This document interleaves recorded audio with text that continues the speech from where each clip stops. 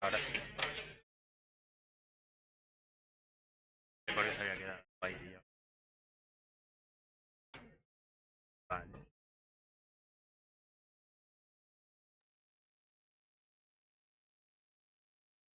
Vale. Único decirte que ya puede compartir pantalla. Sí. Verónica.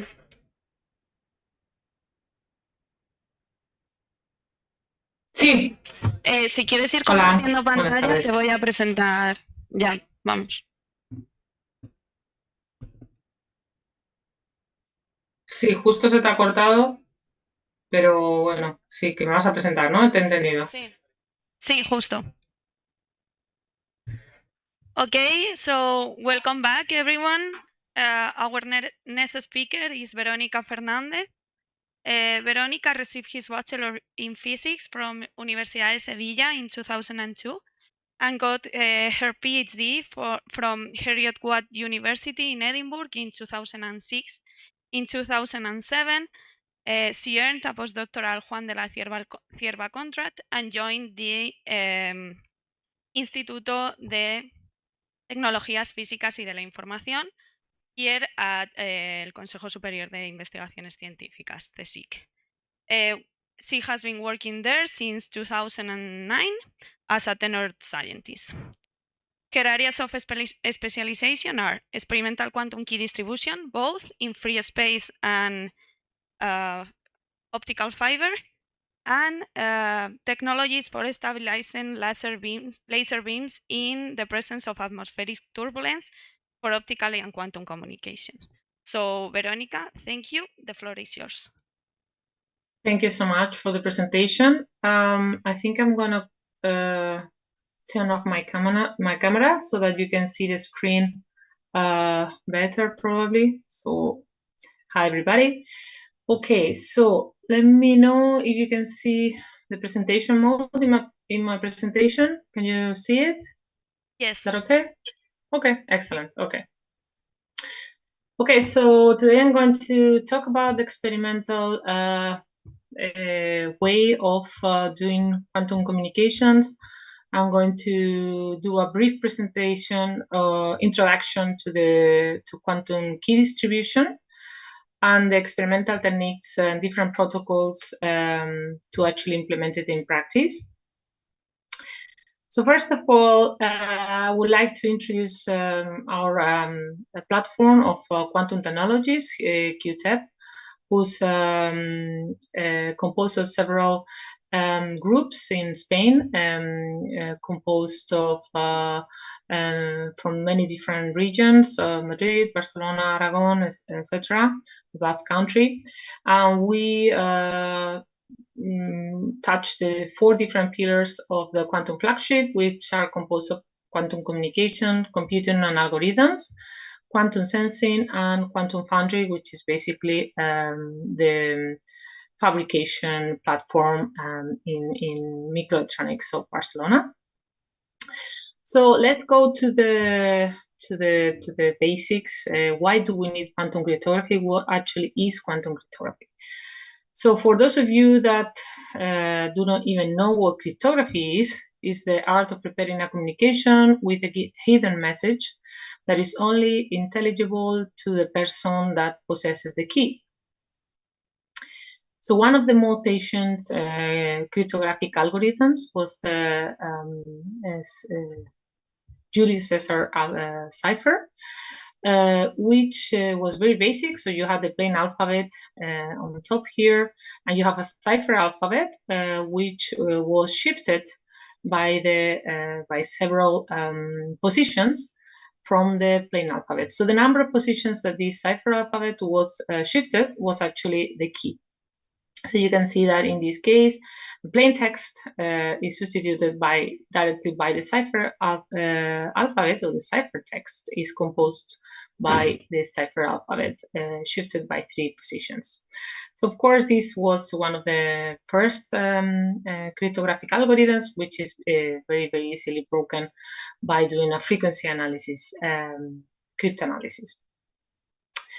So what's happening right now? What's going on in the world of cryptography? Well, there is a thread that is composed well, it's basically quantum computing. Quantum computers are basically threatening our cryptographic algorithms which protect our communications. So one of the main breakthroughs that has been going happening in the last few years was quantum supremacy, which was achieved by Google in 2019.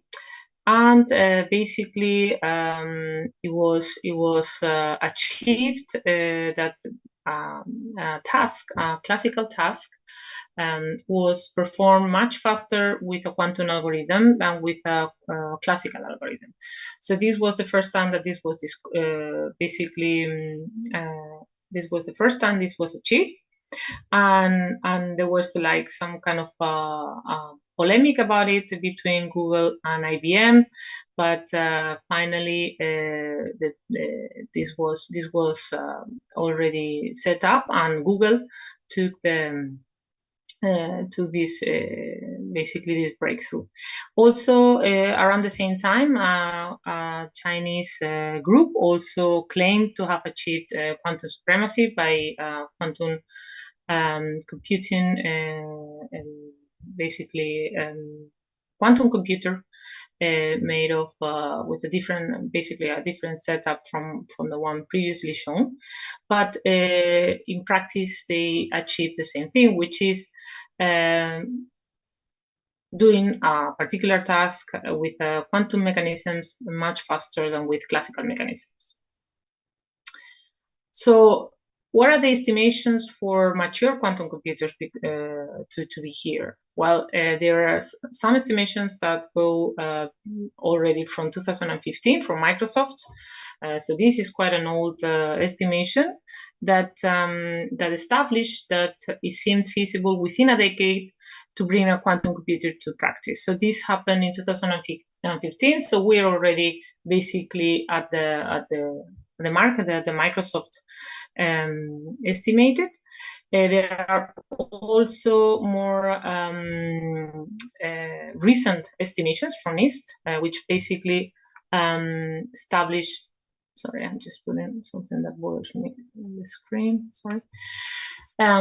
So basically, NIST established that the mature quantum computer could come in 2030, a cryptographically relevant quantum computer. So this means that is a computer that is capable of breaking current encryption algorithms, and that it would cost around $1 million US. So we're not too far from that time either.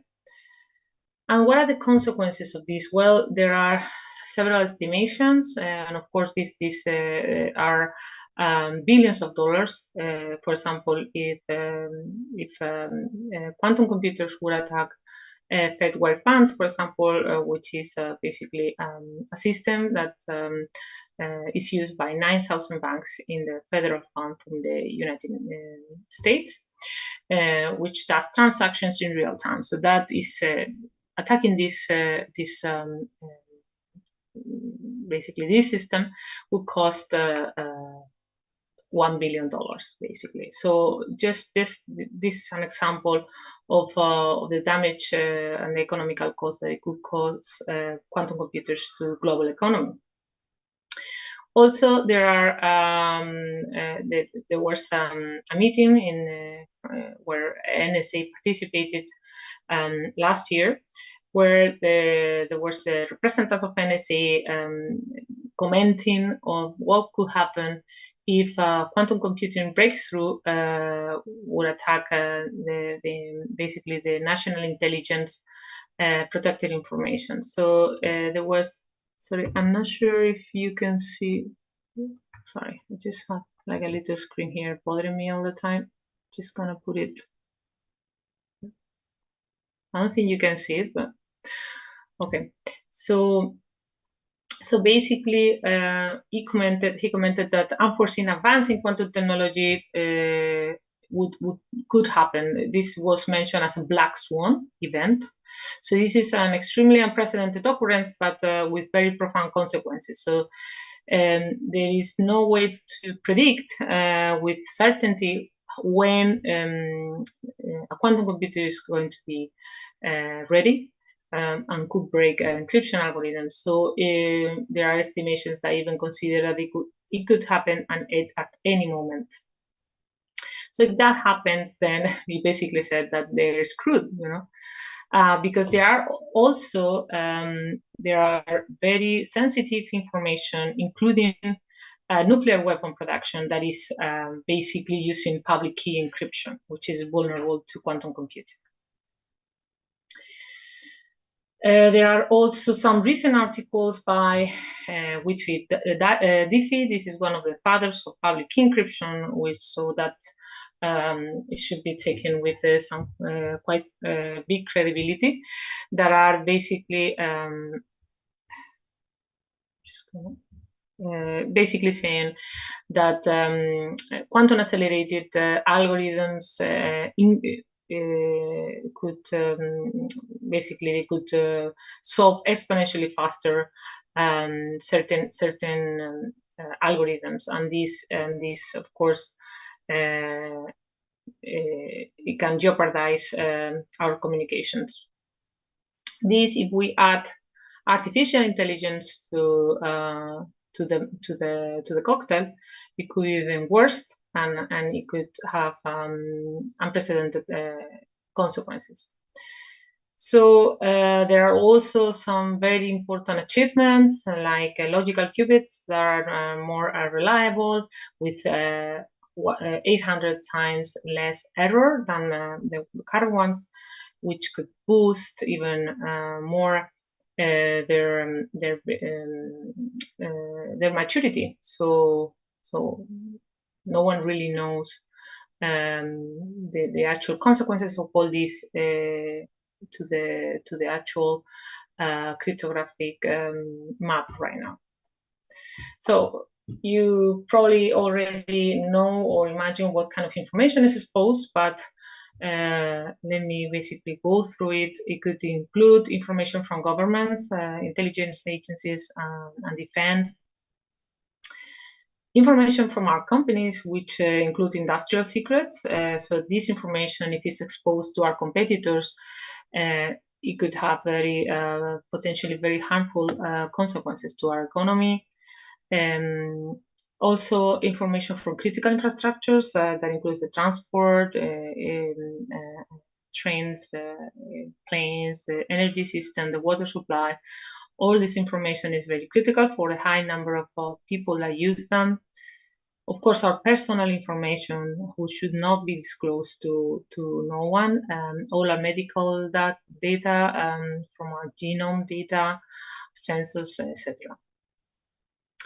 Now, this is very important to keep in mind that once a quantum computer is ready, information that is being stored previously has been encrypted, and stored previously could be accessible. So this, if you think about the time this information must be secure, such as medical information, for at least 6 years to 30 years, our tax records, decades, trade secrets, etc., 60 years, and of course, national information and national security information, which has to be secure for decades. So all this information could be accessible. So let's go through the actual way the information is encrypted now.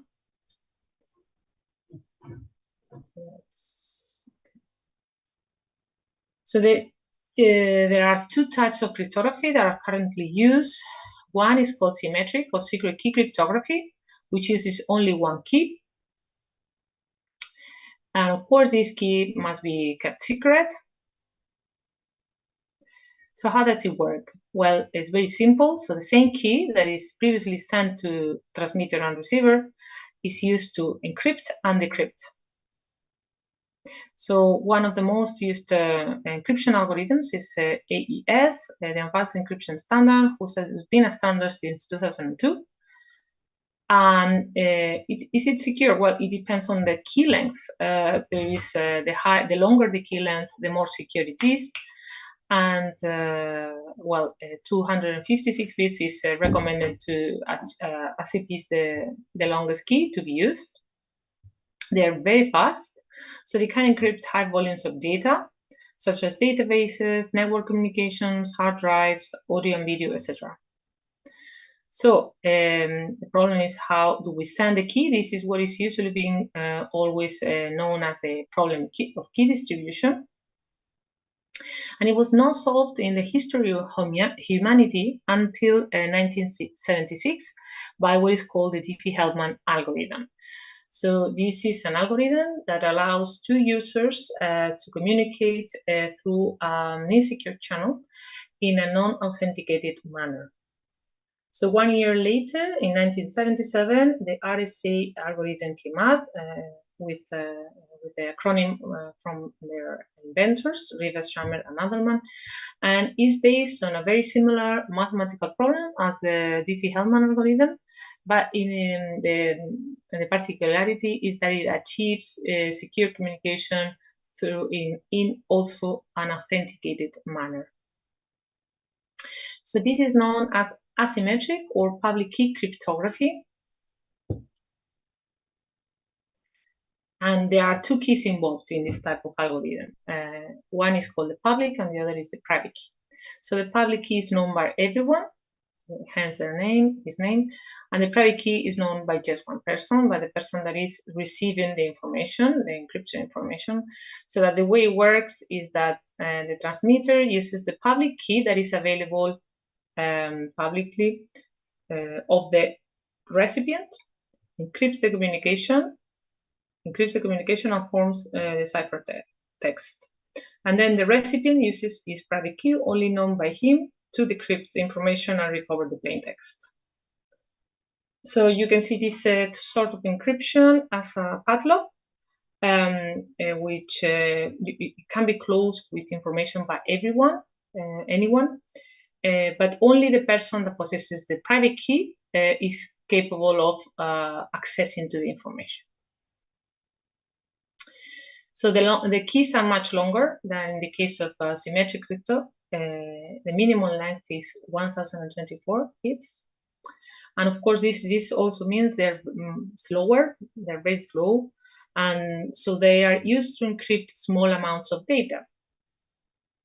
But this is not a problem, because in most of the cases, this algorithm is used to send the secret keys that are needed for symmetric crypto. So basically, you have a symmetric key that needs to be encrypted. So you use public key crypto, this is the formalism that means it's being encrypted with the public key of the recipient, and then the recipient uses his public key to recover the secret key or symmetric key to be used in symmetric crypto. So what are they based on? Why are they cryptographically strong? Well, they are, in the case of RSA, is based on the factorization problem, or this is what is called a unidirectional mathematical problem. So it's easy to implement in one way, but it's hard to reverse it. And this is easily seen if you try to find the factors of 15. Of course, it's very easy. You find 3 times 5, but if I give you this number, then it takes a bit longer. You have to trial and error all the possible combinations until you get to the answer. Okay? So this is why it's easy to multiply together, but it's hard to, from the number, get the prime factors. However, it can be done with sufficient computational power, and this is what is usually done with what is called the RSA challenge, which is basically when they are people everywhere try to crack the actual keys, the RSA keys, and these are the dates where they've been cracked, these lengths. Okay, so last one was in 2009, 768 bits. So I don't believe there's been another challenge achieved yet. So basically, people use many computers in parallel and so on, so that they try all the different options until they find the prime number. So this key is already cracked and it has to be discarded and use a longer one. Okay, so this is an example. So 6 months in 80 pieces, we're able to crack 768 bits key length. So it's recommended to use at least already 2048 bits, because already 1024 is believed to be not sufficiently secure, and ideally 4096 bits. So in order to see visually why this is hard, we can check how long it takes to do mathematical operations. So when you add two numbers of n bits, you get this has a linear dependence of the number that you're getting on the result n of the order of n. Now, if you multiply two numbers of n bits, then you're going to get an order of n squared, a quadratic time. And if you factorize a number of n bits, then the time is the order of the time you're going to take to do this operation is exponential, e to the power of n. So this is the three dependencies. So this is a linear, polynomial, and exponential time with the number of bits. So if you visualize, as we said before, the public key as a padlock and the private key as the actual key, and you visualize the n as the number you need to find the prime numbers p and q, if p and q are sufficiently large, n is going to be obviously very large. So n, given an n, is very hard to find p and q. So you can see, for example, 2048-bit RSA length. You can see this is the number you need to find the prime numbers from. So it's usually quite hard. And of course, if you get sufficient power, computational power, you will get it. But in this case, it is estimated that you would take basically with the current computational power, well, there are different estimations, but with classical computation, you would get the edge of the universe and just, times of this order. However, this factorizing problem, it is not proven, mathematically speaking, that is actually hard to do. So there is not a mathematical proof, as I say. So quantum computers or maybe a mathematical algorithm could come up and basically find a fast way to do factorization. So what about quantum computers in particular? So this was actually solved already by Peter Shor from Bell Labs in 1992, when he found what is known as the Shor's algorithm, and using quantum principles on quantum gates, he found that the time for factoring with a classical computer went from an exponential time to a polynomial time.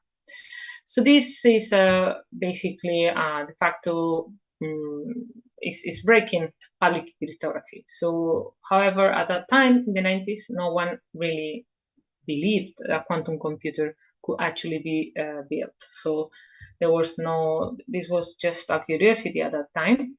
And around the same time, a couple of years later, there was another algorithm, Grover's algorithm, who also uses quantum principles to prove that searching a database, the time it takes to find a particular entry using a classical computer goes from linear to square root of the number. So that, so yeah, the time to find an entry, it goes from linear to square root, with n being the number of entries. And now this means, so that you have the perspective, is that for telephone guides with 1 million names, you would take 11 days with classical algorithms and to find a particular entry, and 15 minutes with Grover's algorithm. So what was the impact in cryptography? We'll see it in a moment. This means that if you do what is called a brute force attack on a database, this is an exhaustive key search, then, and this of course affects asymmetric cryptography, decreases the brute force attack possibilities from 2 to the power of n to 2 to the power of n over 2. So this is the square root of course, of 2 to the power of n. So this, although it seems a big threat, cryptographically speaking, it can be solved because you can basically double the key length. And because these are algorithms that are not too computationally costly to implement them, this is not a big problem. So this is not really a huge threat. Sorry. So there's other modes of cryptography that are threatened, such as some modes of symmetrical encryption, authenticated symmetrical encryption with Simon's algorithm. But this is not considered such a big threat to crypto because these are not so widely used. But some of them are relatively used, and they should also be taken into consideration. So this is also a threat, Simon's algorithm, and threat to authenticating encryption. So there's symmetric and asymmetric cryptography that is being attacked, let's say, but the most important one is public key encryption. So what are the solutions to this problem? Well, we have to find what is already known as quantum safe solutions. And these include 2 different types of solutions. The first one are physics-based solutions, such as what we're going to talk a bit later on, which is quantum cryptography or quantum key distribution. So the security of quantum key distribution is based on information theory only. Okay, so this is why they are called unconditional security. So the security is not conditioned to the computational power of an adversary. So even if you have a quantum computer, this is secure. So this is the good things. The bad things is that the implementation needs dedicated channels. So what does this mean in reality? It means that you cannot use standard networks. You need to do some work on them, prepare them, adapt them, or do dedicated hardware. We'll see this later on what it means. And the other type of solutions are mathematical, so computer science-based solutions, such as post-quantum cryptography. So post-quantum cryptography are new mathematical algorithms that they are actually being in the process of finalizing the standardization process that is being ruled by NIST, the National Institute of Standards and Technology from the US, which imposes much of the standards worldwide. These solutions are based on computational assumptions. So this is what we talked about before. This is called computational security. So basically are secure assuming a certain computing power. Okay. And the implementation, although this is a good thing, the good thing is that it can be implemented on the standard technology and standard networks. So this is the good thing. But computational security means that you cannot prove that it's going to be ever secure. It really depends on the computing power you have. So this is the problem. Okay, so coming back to QKD, quantum key distribution, what are the good things as cryptographically speaking? So the first is that it creates fresh, so newly and purely random cryptographic keys that do not depend on any initial input state on the actual crypto system. And this is what is called perfect forward secrecy. This means that at any time, if keys are compromised, they do not reveal any information of past or future keys. And this is a very important property because you basically cannot store it and try different attacks and then get the information. You just can't. When you use it in combination with an algorithm that is 100% secure, that is called the one-time path, this means that you have unconditionally secure encryption. And using QKD with the only algorithm, Beckman and Carter algorithm, that also is unconditionally secure, you also get unconditionally secure authentication. So QKD is the only primitive for key distribution that is immune to cryptanalysis. And if you use it with unconditionally secure encryption and authenticating algorithms, you can get unconditionally secure communication.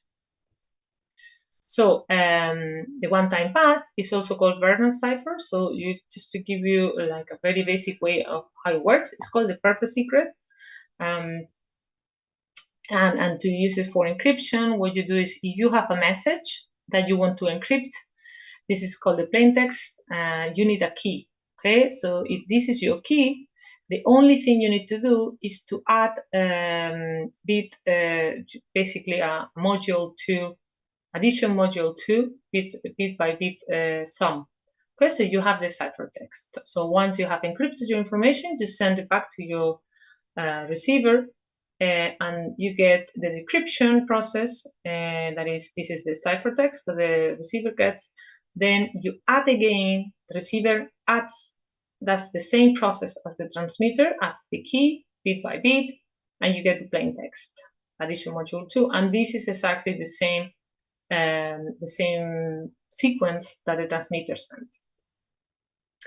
Now, this encryption is 100% secure, mathematically speaking, if and only if you accomplish 3 conditions. One is that you can only use it once. The key is 100% random, and the key is as long as the message. So if you accomplish this, then the information encrypted information cannot be broken by any sort of cryptanalysis. Now, of course, how do you generate these random and completely secure keys? So this is what quantum key distribution does. Okay, so this is the mission of quantum key distribution, is to get keys for this type of algorithms, and then we have solved these sort of problems of the problems that public key crypto had. So what are the main thing that QKD has of special is that it can detect the presence of an eavesdropper in the channel. So this is the perturbance that an eavesdropper causes can be detected, can be measured.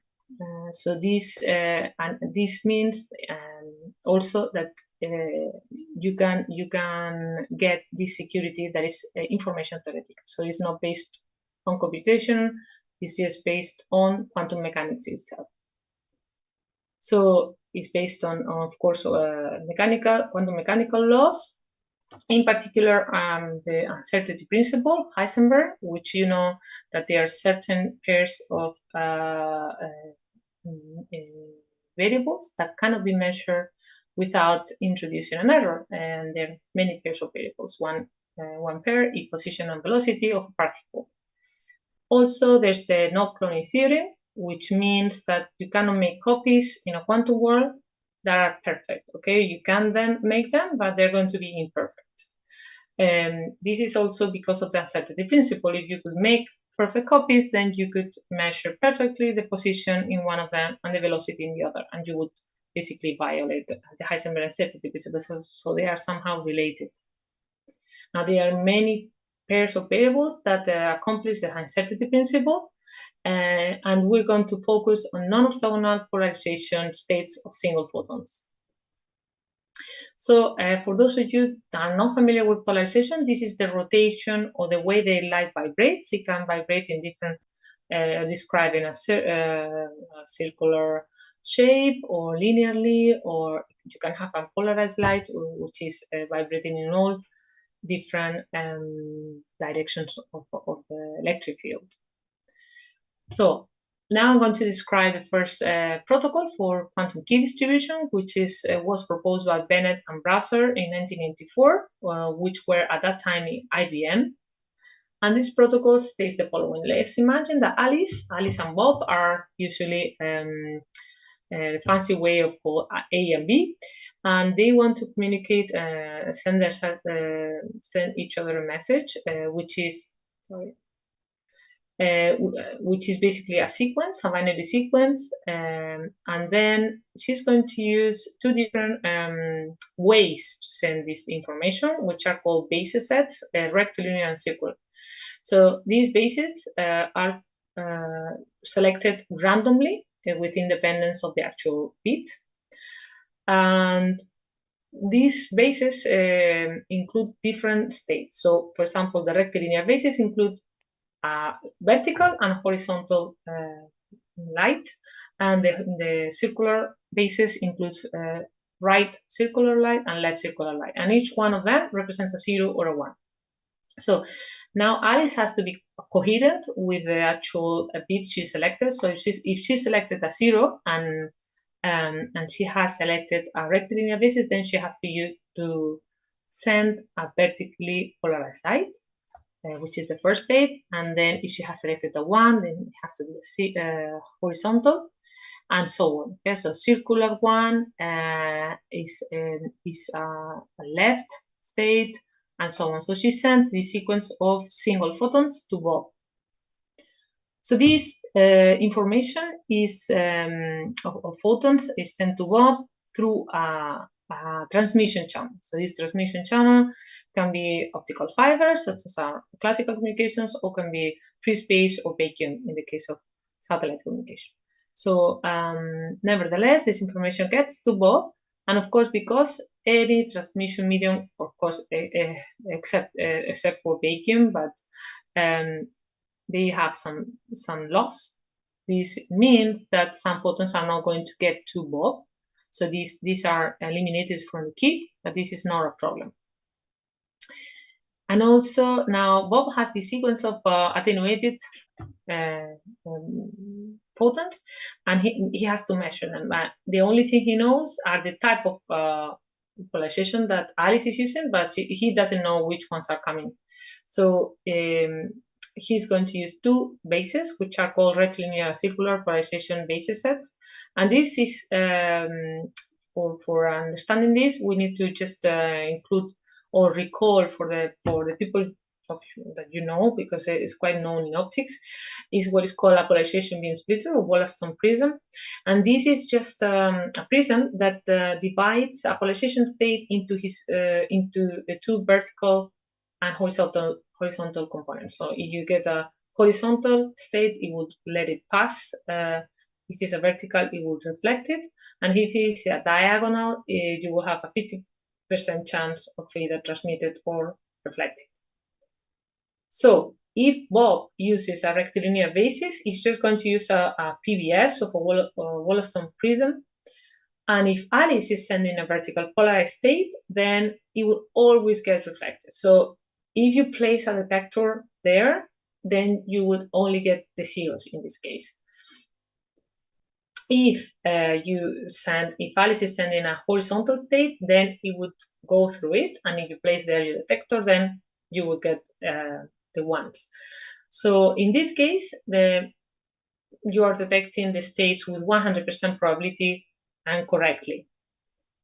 Now, if you using this, Bob is using this rectilinear basis, but the states that are coming are circular, then if you imagine the electric field is just describing a circular shape, so it will be a random probability. The probability of hitting one or other detector would be 50%. So in this case, we will have a certain error. So there will be photons that are hitting the detector that you label as 0 or 1 that are not actually those states. So this is the uncertainty of the actual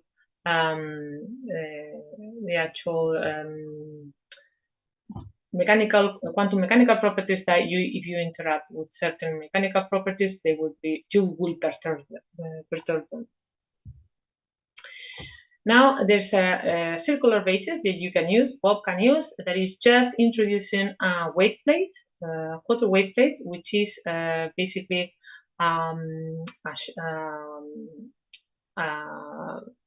piece of material that is going to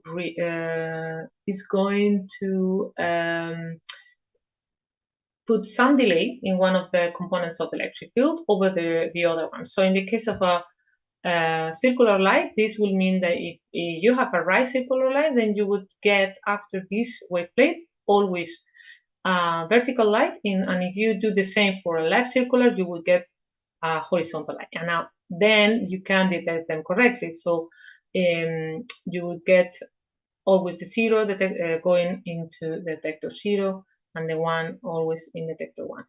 So again, circular states are correctly detected if you use a circular base in the receiver. The last possibility is when you're using vertical states and horizontal states and circular bases. And in this case, again, you have 50% probability of detecting right or wrong the states. Okay, so again, recapping, you have four types of measurements. Two are deterministics when Alice and Bob use the same basis, and two are ambiguous if Alice is using one basis and Bob is using another basis. So if we are at this point now where we the bases are placed by Bob in a 50% in a random way. Okay, so he doesn't know what is coming. He puts his basis sets, and when he has the chance, he's lucky, and he has to use the same basis set than Alice, then the bit he recovers is correct. When he has used a different basis than Alice, then there is a 50% chance that he will repolarize or perturb the state and receive it in different bit. So at the end, you have a sequence here where you have some losses and you have some errors. So it doesn't seem very promising, but now there's like the interesting part of the protocol. So after Alice and Bob have their sequences of bits, then what they do is they use an authenticated public channel. So this means any kind of connection line that is authenticated, that Alice and Bob knows that they're talking to each other. And in this public channel, what they do is they just compare the basis sets, not the bits, but the basis sets.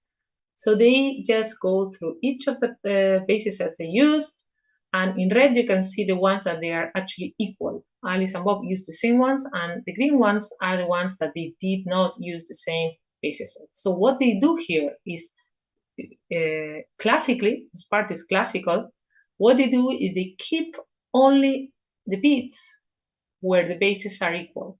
So they just they use and they also discard from the key the instances where Bob did not receive any photon. So they discard the instances where the bases do not coincide and the ones that they were not received. Okay, so they keep those bits, and those bits should be equal. There are, of course, some errors left, and there's, of course, some information that they need to remove according to the attacks they are calculating that they could be taking place, etc., etc. But keeping it simple, this is the sequence that should be equal. And it's important to know that Alice and Bob, they do not reveal the value of the bit, but only the basis they use. So this is the process of course, this is to send the key, not the information. Okay, so they are sending the encryption key. So in case, yeah, okay, let's just hang on for a moment, and I'll give it information a bit later. So now what happens if you have an eavesdropper, right? So if the eavesdropper is getting the information, is measuring them, and is resending to Bob.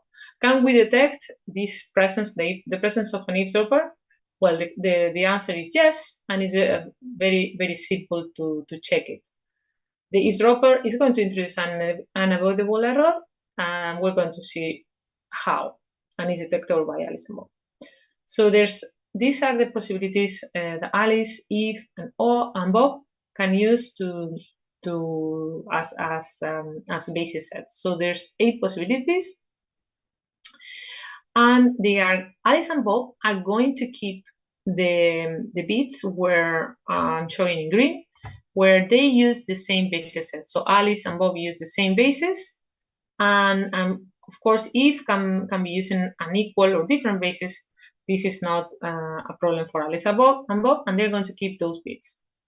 Now, which ones of these bits could generate an error from Eve's point of view? So Eve is there, she's measuring the bits, but in these cases in blue, she's not introducing any error because she has used the same basis as Alice and Bob. So here's a rectilinear base and here's a circular base. So there's no error introduced by Eve in these cases. However, in these other two, because she's using a different basis set, she's going to introduce an error with a probability of 1/2 of 50%. So this means that from these four possibilities that they are going to be part of the key, there's two of them that will cause an error of 1/2. So the actual probability of error is 1/4, which is a 25% error that is perfectly detectable by Alice and Eve. So this is as simple as this. You can get the presence of the eavesdropper. There's other protocols like the V92 protocol. That is, you don't need 4 states. You can only use 2 states as long as they are non-orthogonal. So in this case, the 0 is represented by the 90-degree states. The 45-degree states is the 1. And you can also do a QQD protocol using this. So I think I'm going to stop for a couple of minutes. And if anybody wants to just take a very short break, we can do it. Is that okay? Perfect. Are there any questions before the break?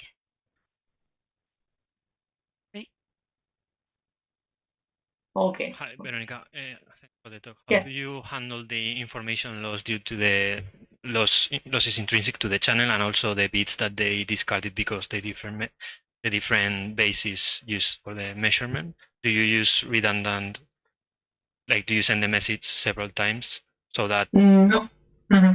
No, not really. No. This is one of the bad things of QKD. I mean, you need to. Redundancy cannot be used because if you would use redundancy, you would basically have to, you would give an eavesdropper an advantage. You would generate different bits, different photons for the same bit.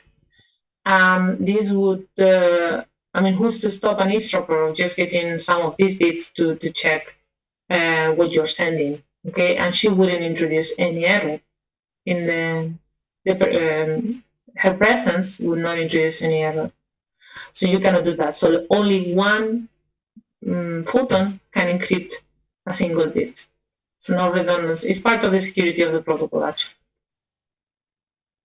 Do you understand? Or? Yeah, I think I get it. But then what about the information that is lost? You wanted to transmit a key, but you only transmitted part of it?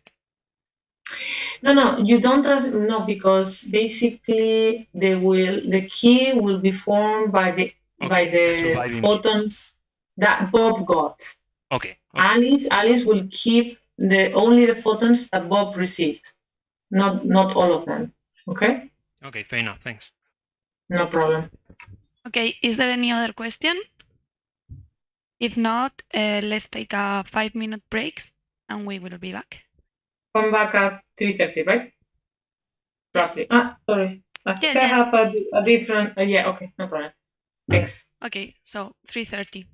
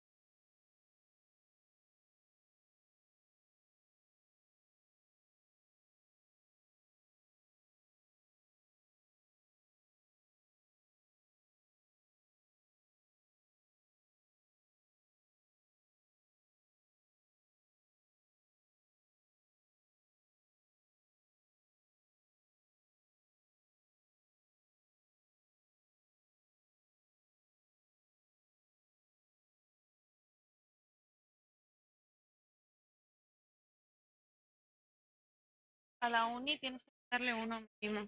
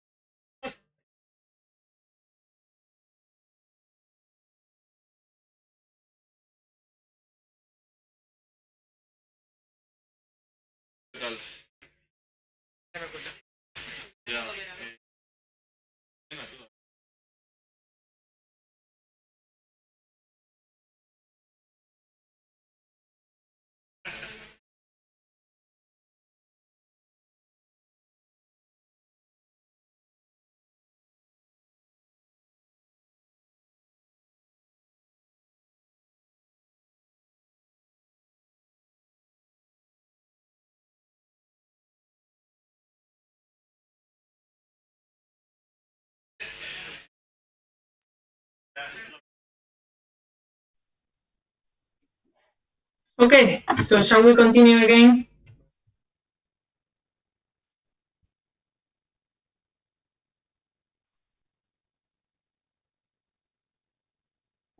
Yes, I think we can continue. Okay, no problem. So we're talking about the BNT2 protocol.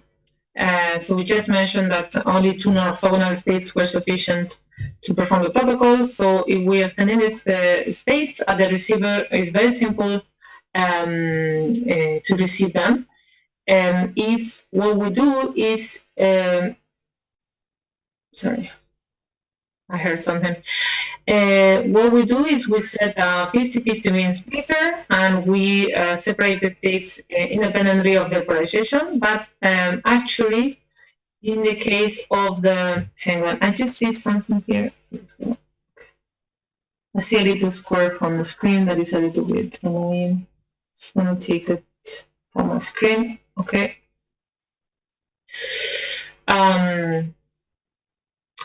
So if one of the states is the, sorry. Okay. So you sense this state, the one state, is going to be blocked at the polarizer 0, and then it will not detect detector 0. So the ones are blocked in this case. And the same is done, well, if you send a diagonal state, it will pass in with a 50% to detector 1. So 50% of the ones are detected here, the zeros are blocked, and the ones are blocked in the other detector. So what you're doing is basically, sorry, I'm hearing some noise. I'm not sure if it's me. Okay. Then maybe it's some crosstalk, or I'm not sure. Wow. So basically orienting each polarizer against the state you don't want in that channel, then you have is the best way to actually detect these states because you don't generate any errors. But the problem is that only 25% of the photons are detected. So basically here, the perturbance is performed in the form of loss. So if somebody else taps the communication, you have to consume 75% of these photons to actually detect them. And this 75% would be detectable because if you get your signal attenuated, you will get a decrease in the signal to noise ratio, and this is of course transformed into error. So if Alice is sending this sequence in the BNT2 protocol with these photons, then Bob is going to measure them in different with these polarizers that we just explained. Then, of course, if he's placing, so that this in this case is against the state, so it's a 0. In this case, it receives them with 50% chance, and so on and so forth. So when you get all these photons, the only thing you're going to do is Bob sends Alice the instances where he receives something. So he sends Alice this state, this state, this state, all the green ones. So Alice can remove all the other states that are not necessary here. So the common sequence will be achieved in that way. Now, what are the basic parameters that Alice and Bob need to calculate? Is the figures of merits of the quantum bit error rate is the first thing they need to check in order to test the security of the transmission. So what they do is they reveal a part of their key, they publicly reveal it, so they will discard it, and they check this basic ratio. So the number of incorrect bits divided by the total number of bits. Okay, so the number of incorrect bits, of course, are the ones that are not the same. So they check, and the ones that are not equal, they will be the incorrect number. So, sorry, just a moment.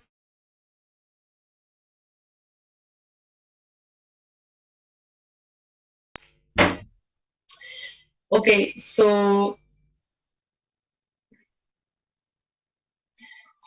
they have to know there is a threshold of the QBR, which is not secure above this threshold, and this has to be determined by the attacks that could be taking place, because of course QKD is completely secure, the protocol is completely secure, it's information theoretic secure, but you need to be very careful that the implementation also is secure. And there is not 100% secure implementation of any protocol, because there's always, it is very difficult to actually get a physical implementation that is 100% secure. There's always ways to actually attack it. But this is common to all kind of cryptographic systems. But having said that, once you have characterized the type of attacks that you could be having, you can establish a threshold, that's the QBR, and the QBR has to be lower than the threshold. So if this is the case, then the key is secure. So they can keep the key. If not, they have to discard it. So factors that affect the QBR are, well, there are certain noises from the surroundings, from the equipment. For example, single photon detectors emit dark counts without receiving any photons from the surroundings. They are basically thermal processes within the actual detectors. There's the errors in the polarization states. There's no such a thing as a perfect polarized state or phase. There's of course some light contributions that come from solar background, from any other kind of light sources. There's also the transmission distance, because the longer it is, the more attenuation it is, so the number of correct photons are less, and the number of total photons is the same. So the QBR gets relatively bigger, and of course an actual eavesdropper. So the Roby rate is the actual the first key that is generated without anything else, any kind of comparison after basis sets have been compared. This is the Roby rate has this shape. So there's the Q factor that depends on the protocol for 1/2 for BB84 and 1/4 for B92, which are the actual photons that are already being compared for the basis sets. And now mu is the mean photon number per laser pulse. So basically, it's the number of photons you send per pulse. So this is the attenuation you set your transmitter to send. Then mu is the repetition frequency of Alice's source. Eta T is the efficiency of the transmission channel, whether this is optical fiber or atmospheric or channel.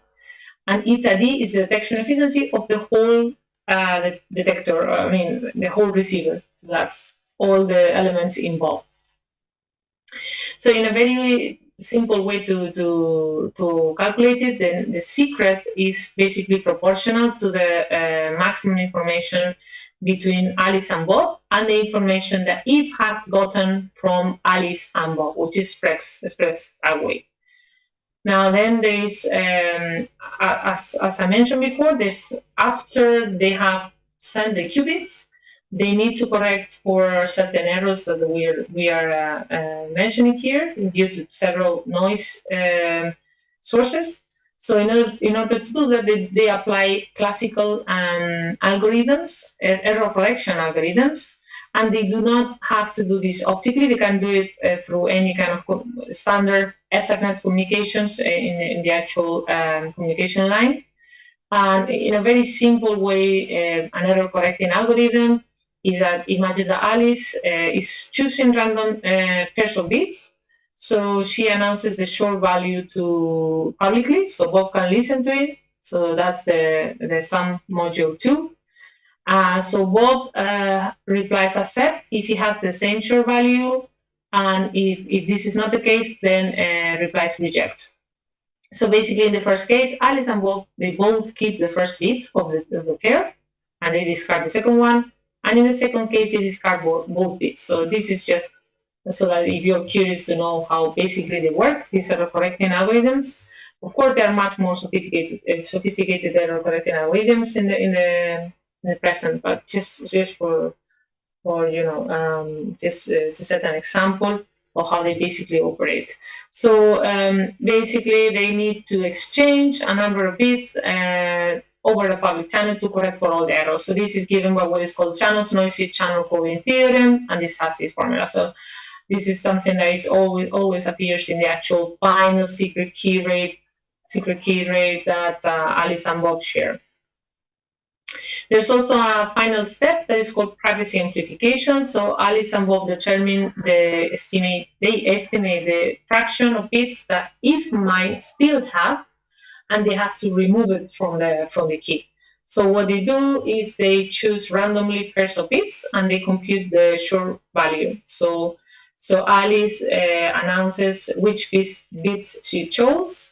Just the position, and Bob then does the same. So they both replace each of these two bits by their short value. So they shorten the key while keeping the error free. So if has partial information of the sequence, then she will get less and less and less until it's eventually negligible. So let's go back to the type of protocols. We're talking about polarization encoding. Let's talk about phase encoding schemes. So this is a Mach-Zehnder interferometer. So Alice has a source, and then you have a beam splitter. So the photons can go this way, or they can go this other way. So there's two mirrors here, and these are phase modulators. So Alice applies a modulation to her phase modulator of either 0 or pi. So if she applies 0, then she's encrypting a 0 state, and if she uses a pi, then it's a 1. And Bob, and then she can also use the pi over 2 multiple, which is pi over 2 if she encrypts a 0, and 3 pi over 2 if she encrypts a 1. Now, Bob is always applying the same one of the two values, 0 and pi over 2. And of course, he doesn't know what Alice is sending. So here you have photons that interfere, that coming from the two paths, one that goes to here and the other goes through here. So in this case, you will have I0. So you can see that this is the intensity that hits detector 0, depends on the difference between the phase or the Alice applied, the Bob applied, and the imbalance of the interferometer. So basically the path difference of the interferometer that you need to keep as low as, you need to basically make it 0 or as close as 0 as possible. In the other detector, in detector 1, you have the same, but with a pi difference that comes from one of these reflections that happen over here. So they are basically out of phase. So when the difference that they both apply is 0, then you have that all the intensity goes through detector 0 and nothing goes to detector 1. So you have a 0. And when the difference is pi, then all the intensity goes in the other way around, so you receive a 1. And when the difference between the phase difference is pi over 2, then you get half-half. The intensity goes half-half of the, which means in single photons that 50% of the time go to one and 50% goes to the other. So in these cases, you have an ambiguous result. So it's analogous to the polarization encoding with a polarization with the different non-orthogonal polarization states. So at the end, what they do is they share through the public channel when they are in the case 1 and 2, where basically these first two. And these are the ambiguous results, not the ones that of the last case. So it's completely analogous.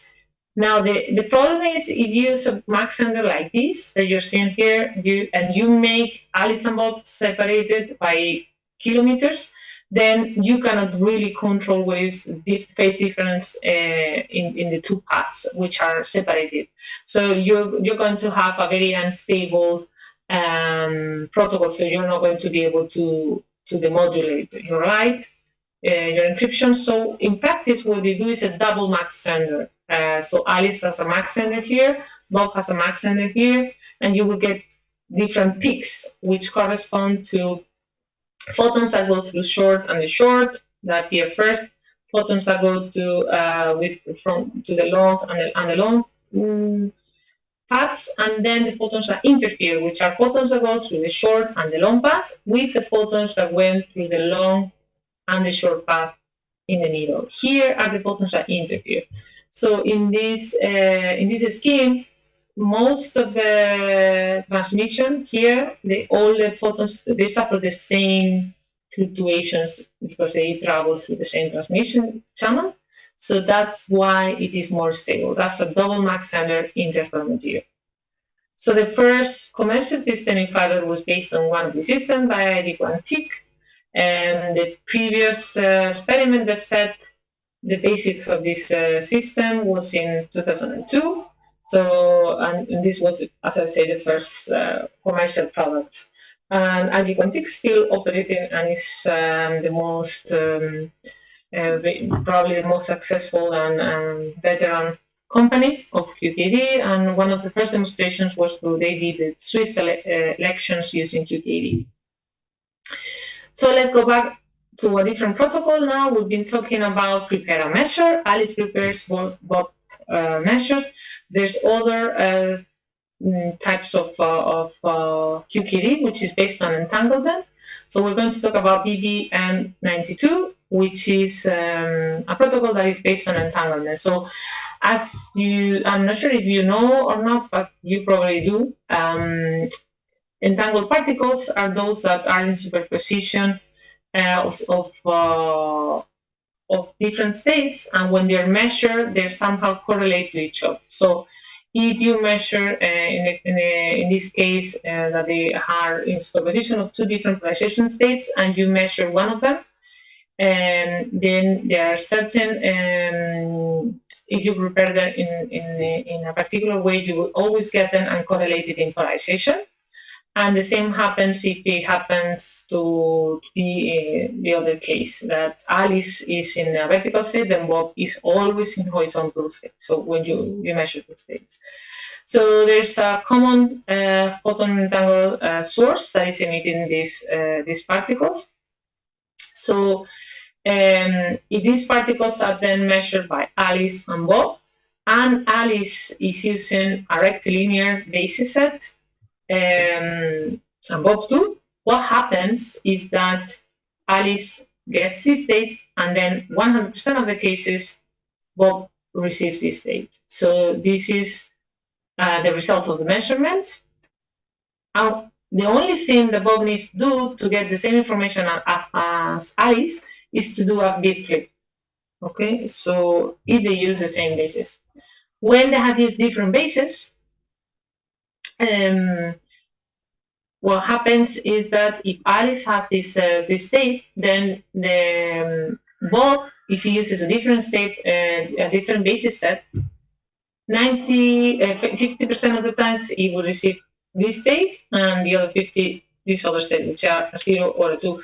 So there's an error here when they use different bases. So in this sense, is similar, very similar to the BB84 protocol. And the last case is when they are using the same diagonal base. And in this case, it happens the same, that if Alice measures this state, then Bob is always going to measure the anti-correlated, the opposed state, 90 degrees. Okay. Again, he has only to do a bit flip to recover the same information as Alice has. So, and the last case, if he gets this state, is always going to get the opposed state. Again, that's a bit flip. So, in this protocol, if they are, Alice and Bob use the same, here the basis, Alice and Bob are, when they use the same basis, they are getting uncorrelated, correlated, but they are correlated states, but uncorrelated in bit value, which, so they only have to do the bit flip. So in this case, if they have used the same basis sets, they are always going to get correct results. And when they have used different basis sets, then they have to discard these states. So this is the beauty of entanglement. The states will always going to be in a particular way. They are completely correlated.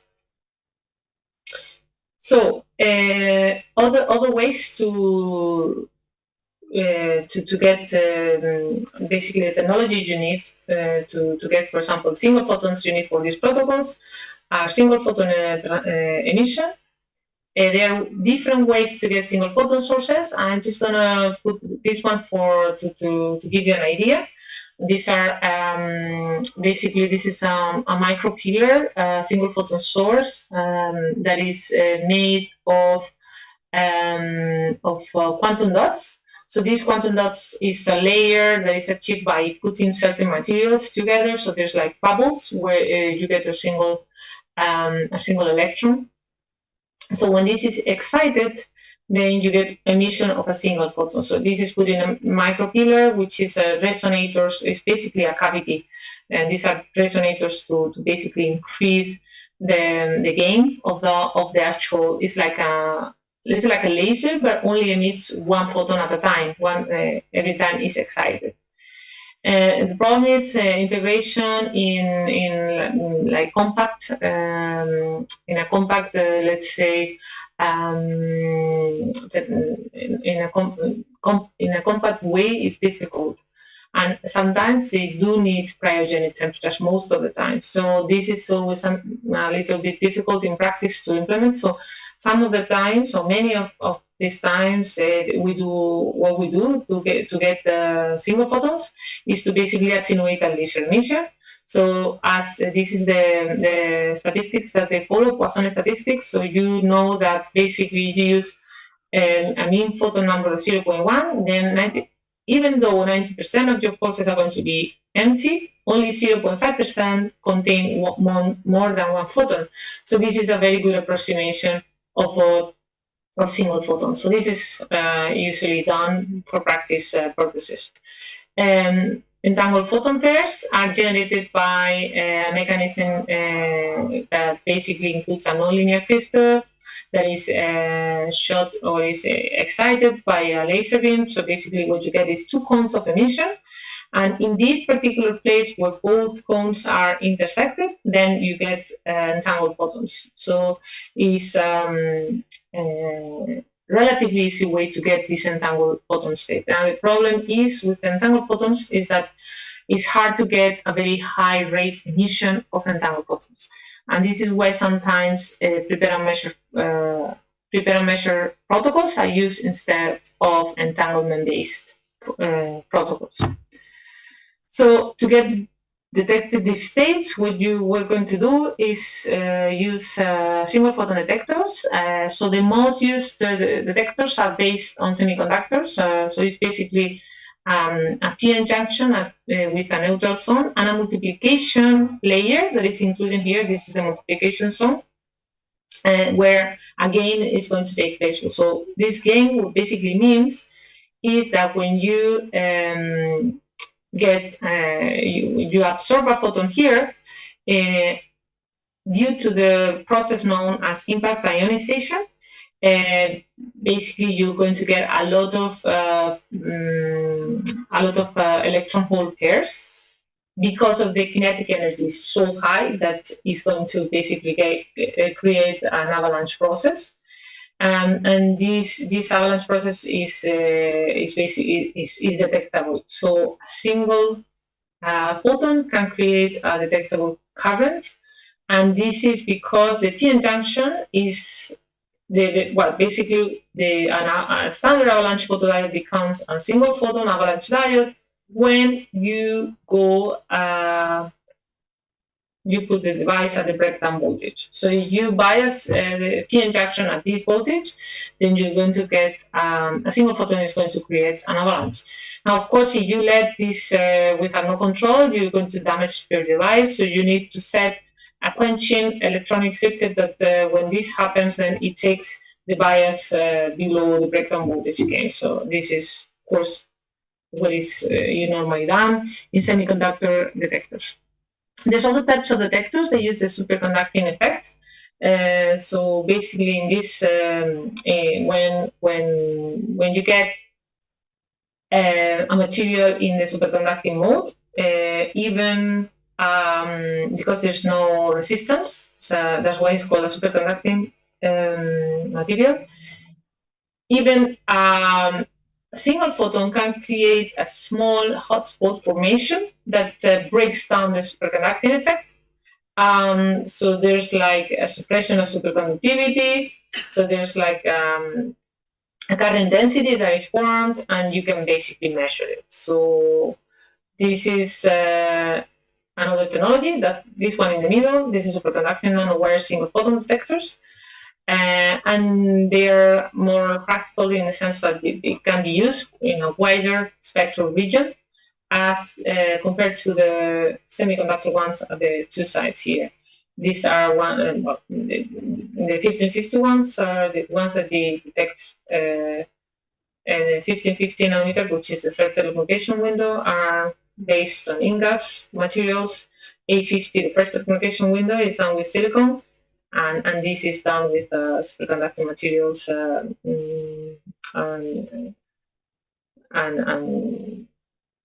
I can't remember the actual material right now from the top of my head. So, but anyway, so the random number generation that you also get, Alice needs to create a random number, a random sequence to start generating the information, the key. And this is very important. Of course, if this key,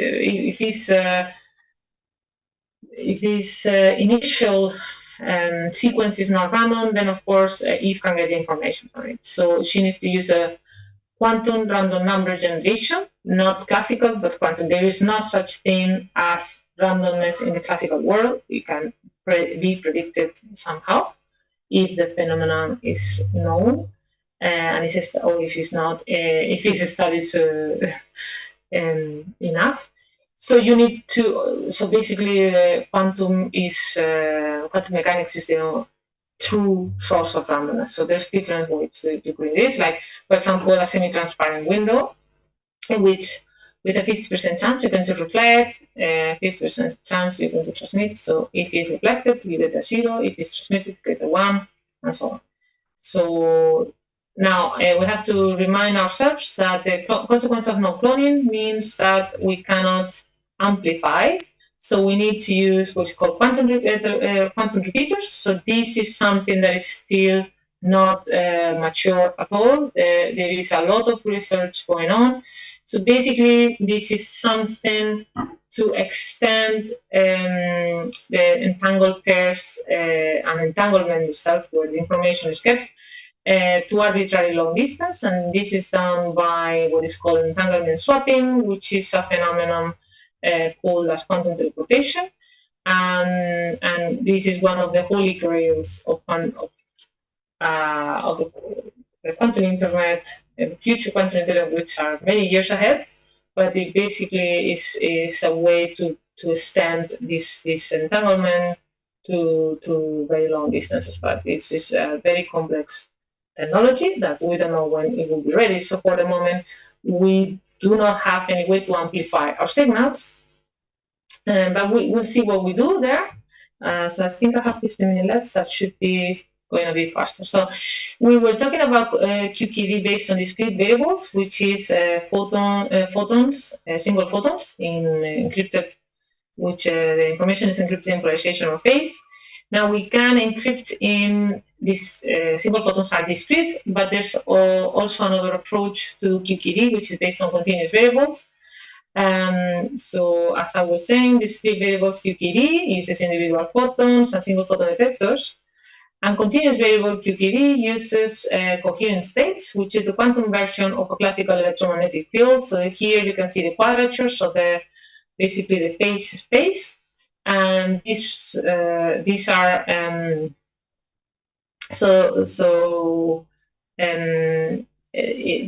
is a bit one in which you have an amplitude that is defined by the length of this vector, and the phase is measured by the basically the angle here. So this is 0 and this is pi. So bit 1 is 0 and bit 1 is pi, and they are perfectly distinguishable because they are classical. So this means that you have a strong signal, which is defined by the vector. But when you have a very small signal, you have a coherent state, that this amplitude gets small, and you have an uncertainty, which is defined by this circle here. This uncertainty, you cannot place your actual state in one point or another. You have some unknown phase space, let's say, and your state is around this uncertainty. So the detection here is done through homoline detection. This is usually done in telecommunications. It's phase dependent and amplitude dependent. So you basically measure the amplitude and the phase in a very with high precision, let's say. So these are typical coherent detectors used in telecommunications industry. So these are the same that are used for quantum key distribution. So, well, this is the explanation I was giving to you before. So basically the distance of a classical signal and the distance for a quantum signal. So I move on to the difference between discrete variable and continuous variable. So this is like a small summary. Information is encoded in the phase of the polarization of single photons, and information in the case of continuous variables is encrypted in quadratures. So basically, they are more tolerant to losses in the case of discrete variable than continuous variable because of the security proofs. Well, let's just, this is a bit too detailed, so let's move on. Also, as I said before, there's the physical implementation needs to be very, very close to the theoretical protocol. If it's not faithful to it, then it will open security loopholes. So in order to close these security loopholes, there's a way to design protocols that are inherently secure against attacks, against... Veronica. Yes, we have to finish soon, so if maybe you could accelerate. But we started at 3:30, right? I thought we had until 4, quarter past 4. Is not the case? No, it was until 4 or maybe 5 or 10 past 4 because we have started late. Okay, so right, so I'll go to the end then because this is a bit too long. So basically, right, so let me I'm just going to go to the transmission channel, just to give you the final view. The transmission channel can be optical fiber, which you have different attenuations. So there's first, second, and third telecommunication windows. The free space, which is atmospheric, usually is known as atmospheric transmission, also vacuum. So this is quite good for polarization in particular because it's non-dispersive, non-birefringent, and it's got transmission windows that are common to the optical communications, that's silicon and InGaAs detection technologies. And of course, it got some disadvantages because of the meteorological conditions. But these can be, some of them can be compensated. So I'm just gonna go to basically what we're doing as a SIG, so that you guys have an idea. So we have a free space system that is designed in the first telecommunication window to use silicon detectors, which are very good. We use a different wavelength for the synchronization channel that sends the clock from Alice to Bob. And we go, the initial implementation was to go to very high clock frequencies to have a high key rates, and so this implies high temporal precision. So our receiver is a Schmidt-Cassegrain telescope with a 25 centimeter aperture, single photon detectors for silicon, and we're using electronics with high precision. We have to filter solar radiation because the first application window gets a lot of solar background radiation. So we have tested our system. We calibrate our system at 300 meters from two institutes in CSIC, a Serrano campus, from ICA, Institute of Agricultural Science, and our institute.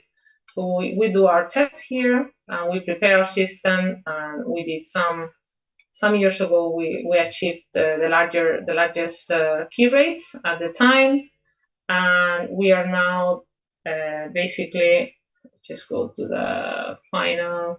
So we are now basically preparing our system to go to some demonstrators. As I say, 300 meters, and then fiber-based system that we also have developed. We want to test our system at 2 kilometers between the Ministry of Science and Innovation to SIC. That is a 2 kilometer distance. We have also technology for LEO satellites to Earth. We're also getting involved in some space satellite projects. We do also interference-based protocols and also photonic integrated QKD. These are all the technologies we're doing. We're also working on fiber-based systems. And I think I'm going to finish here. This was just an overview of the different actors throughout the world, but that's it. Okay, thank you. I don't know if you have some questions. Okay, thank you, Veronica. No problem.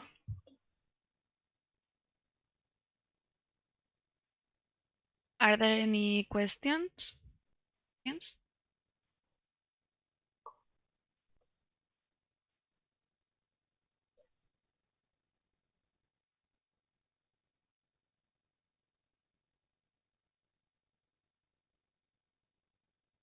Hi. How did you deal with the atmospheric aberrations that you had on your free space link?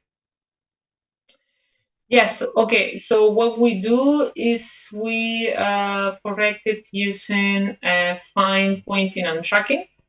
So this is the lowest aberrations, that are the lowest order aberrations. So you can only correct part of the profile. That's basically due to tip and tilt movement. And in order to do this, what you use are basically fast Tierney mirrors. You can see one of them here, and use sensors, position sensitive sensors. So you basically put them in a feedback loop. Let me find the graph. So in a very simple scheme, what you do is you use your position sensitive detector and your loop, your electronic pit loop with your fast Tierney mirror. So basically you compensate the deviations in this manner. So this is the basic way.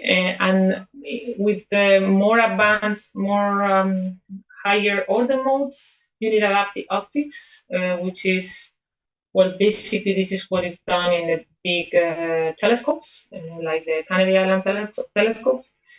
And this is something we collaborate with the Institute of Astrophysics because they are the experts to this. So, but you can compensate more than 75% of the error of the of the spatial deformation of the beam with the tip and tilt. So for many applications, it's enough. Okay, are there any other questions from the audience? Okay, if not, I think we can give this an end since we are already a bit late. So thank you again, Veronica, for this presentation. Thank you.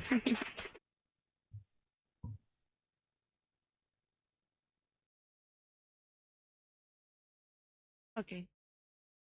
And now let's have the break. Maybe we can do it already on the poster sessions place so we can start and see when we finish. Okay.